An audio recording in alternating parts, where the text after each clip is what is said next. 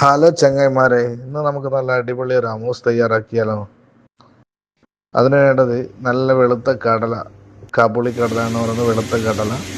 ഒരു 8 മണിക്കൂർ നല്ലപോലെ കുതിർത്ത ശേഷം നല്ലപോലെ സോഫ്റ്റായി വേവിച്ചെടുക്കുക. അത് ഒരു മിക്സിയിലോട്ട് ഇട്ടിട്ട് അതിൽ പച്ചമുളകും വെളുത്തുള്ളിയും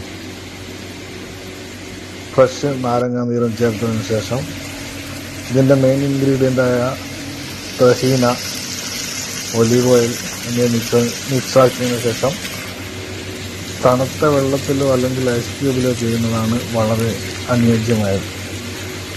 നല്ലപോലെ സോഫ്റ്റായി അടിച്ചെടുക്കുക. അതിനുശേഷം അതൊരു ബൗളിലേക്ക് മാറ്റിയിട്ട് നല്ലൊരു അടിപൊളി ഡെക്കറേഷൻ നിങ്ങൾക്ക് കൊടുക്കാൻ പറ്റും.